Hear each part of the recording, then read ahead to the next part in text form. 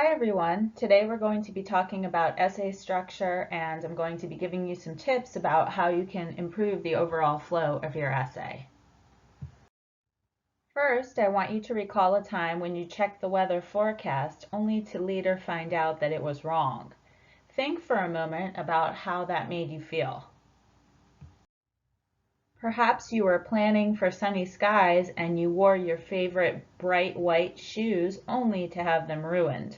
This would be a frustrating experience for most people, not just the sneakerheads. I'm bringing up this example because, as a writer of standard academic essays in the US, your readers will expect you to forecast what's to come. Fortunately, for all of us, writing a good essay is a lot less complicated than predicting the weather. In a typical academic essay, the introduction paragraph functions much like a forecast in that it tells readers what they can expect in the future. Think of the introduction as a snapshot in which you forecast what's to come by giving them a big picture overview. Much like an aerial photo captures a large area without going into much detail, your introduction should give readers a general overview of your essay. The same is true for conclusion paragraphs, as you will want to zoom back out to remind readers of your big picture message. So now I want to give you a real-world example of why it's important to give readers an introduction or an overview before going into too much detail. So I want to ask you to imagine that you're driving to a completely new location and you're getting directions from two different friends. One of your friends gives you a general idea of where you're headed first by saying, take the Parkway South. Another friend goes into great detail about some local roads and landmarks. While these details may be helpful to you about the local roads and landmarks later on in your journey, they are going to seem unnecessary and confusing if you don't even know the general direction that you're heading in. This scenario should highlight the importance of giving people a general overview before going into great detail. People's brains more easily process information when the general concepts are stated before the specifics. So having a well-organized essay will make your ideas easier to process and understand and ultimately more convincing. Many people get stuck when they try to write their introduction paragraph first, because in order to write an effective introduction, you must first know all the points that you're going to make. Most people have a much easier time with writing when they dive right in and start writing their body paragraphs first, instead of trying to write their introduction. In most cases, new ideas will be discovered once you start writing. And only after you know the full scope of your essay and all the points that you're going to address can you really write an effective introduction and conclusion paragraph. Once you've given readers an overview or the big picture of your essay, you should use your body paragraphs to zoom in and fully explain a single point within the big picture. Make sure that you offer vivid examples and specific details to support the point of the paragraph. Remember, each body paragraph should address a separate point that is within the big picture. Again, all body paragraphs must lie within the big picture of the essay that you initially forecasted in your introduction. Keeping this point in mind, I want you to look at these two main ideas for body paragraphs and decide which one more clearly supports an essay that explains what makes an ideal learning environment. The two ideas are as follows. The first one, effective teaching methods, and the second one, my 10th grade math class. So please pause this presentation, take a moment to think about it. Effective teaching methods is an idea that's clearly connected to an essay that addresses an ideal learning environment. My 10th grade math class is too personal. It doesn't offer a clear point of support that your audience can immediately recognize and identify with. That being said, you might describe elements of your 10th grade math class with the goal of supporting the main idea of that body paragraph.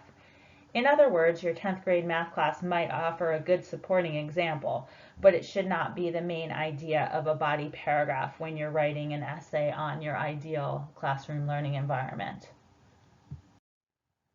CARD, or CARD, is a mnemonic that I've created to remind you of a few key steps that you can take to create a smoothly flowing essay. I'll explain all the steps in greater detail later in the presentation, but for now, here's a basic overview. The first letters of the words connect, arrange, repeat, and direct spell card. Here's a quick explanation of the way in which each word applies to your writing. You want to connect new points to the big picture. You want to arrange similar paragraphs and sentences side by side. You want to repeat key words and concepts. You want to direct your reader using signal words. So that's what the CARD stands for. So let's talk a little bit more about the C. The best way to connect body paragraphs to the big picture is by using a topic sentence. Topic sentences are usually the first sentence in a body paragraph. For the essay that you're working on now, your big picture is always going to be your ideal learning environment. Each body paragraph should represent a separate idea within this big picture. In this slide, the main idea of the body paragraph is different opinions are respected and celebrated. To write an effective topic sentence, you would need to connect the main idea of the paragraph to the big picture of the essay. The topic sentence on this slide offers an example of how you might do that. My ideal learning environment, that's your big picture idea, consists of a safe space where different opinions are respected and celebrated, and that is the main idea of your body paragraph. So in your topic sentence, you are stringing the main idea of the body paragraph and you're connecting it to the overall point of the essay. Keeping in mind that the big picture for this essay will always be your ideal learning environment, I'd like you to practice writing a topic sentence that connects the main idea of this body paragraph, which is that students help each other, to the big picture. Please pause the presentation and allow yourself a few moments to write a topic sentence that connects the big picture of the essay to the main idea of the body paragraph. There are many possible ways that you could compose a topic sentence, and here are just a few of them. Students are always eager to help each other in my ideal learning environment. Or, in addition to respecting each other's viewpoints, that's the previous idea, the students in my ideal learning environment freely offer help to each other. For the purpose of this lesson and this slide, the big picture idea is underlined and it's also in green. The main idea of the body paragraph is italicized and it also appears in yellow. The important thing to note here is that no matter how you choose to write your topic sentence, both the main idea for the body paragraph and the big picture idea, which is the overall thesis, must be mentioned. The point of a topic sentence is to connect the main idea to the big picture of the essay. The A in CARD stands for arrange. In any essay that you write, you can take advantage of technology by using your computer's cut and paste tools to arrange similar paragraphs and sentences side by side. Grouping similar ideas together will ensure that your essay flows smoothly. It can also help you make sure that you're not repeating yourself, as you can delete sentences that make the same exact point. Remember, in any essay, your goal is to drive home your point with clear examples. So instead of unnecessarily repeating yourself, try to give detailed examples that will make your essay more vivid. This slide contains some possible main ideas for an essay that addresses someone's ideal classroom learning environment. Please pause the presentation and think about which body paragraphs make similar points and might be positioned side by side.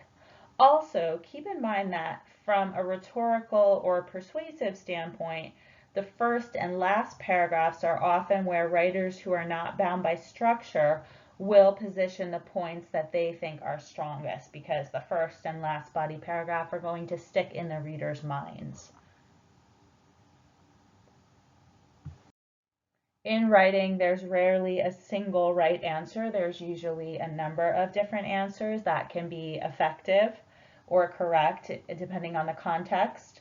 So there's no single right way to arrange the paragraphs, but whatever way you've chosen to arrange them should follow some sort of logical pattern, and that logic should be clear to your reader. So here's one possible progression for these body paragraphs. And you'll notice there are some key commonalities between the two paragraphs that are next to each other. So we could start off with diversity of opinions.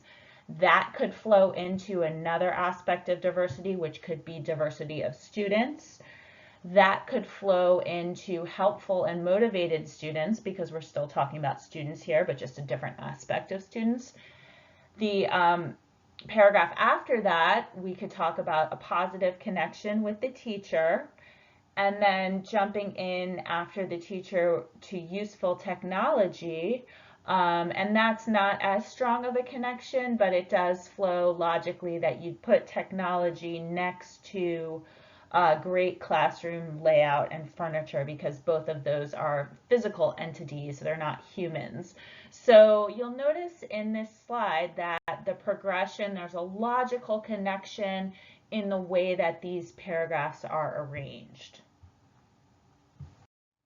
While it's never good to repeat points, repetition of key keywords and concepts can often be a very effective strategy for structure and flow in an essay. So the R stands for repeat, repeating keywords and concepts. And you'll notice in this slide, there's two sentences, and water is the connecting thread here. So I'm going to read the sentences. As a child, I spent summer days splashing in the street, playing in the water released from the fire hydrants. In retirement, I continue to enjoy the water by swimming in my community pool. So those two sentences flow really well because they're both addressing, they're repeating a key word. So that is enabling the writer to flow smoothly from one sentence to the next. And again, I want to emphasize that you don't want to continually repeat yourself, but by carrying a key word or a concept from one sentence to the next, that can really aid the flow of your essay. The D in CARD stands for direct. Transitional expressions, also known as signal words, are very helpful signposts. They can be useful in orienting your readers. In addition to making your message easier to process, transitional words will aid the flow of your essay. When using signal words or transitional expressions, make sure you understand the logic of the connection that you're trying to make. So here are some common signal words. If you're looking to provide additional support, you can use additionally, again, also, moreover. There are many more. If you're looking to give an example, for example, namely, specifically. If you're looking to emphasize cause and effect, you could say therefore, consequently, hence, thus. If you want to show an exception or some type of contrast, you can say although, but, yet, however, in spite of, etc. On this slide, I'd like to give you a moment to practice using some signal words. Here, the examples all have to do with writing. I want you to pause the presentation and fill in the following 4 statements. Writing is difficult, therefore, blank. Writing is difficult, however, blank. Writing is difficult because, blank. Although writing is difficult, blank. So, and remember, the logic of the signal words, therefore states an effect, however shows contrast, because offers a reason, and although shows contrast. So keep the logic of those signal words, because that logic will dictate what you fill in the blank with. So again, pause the slide and complete each sentence in a logical fashion.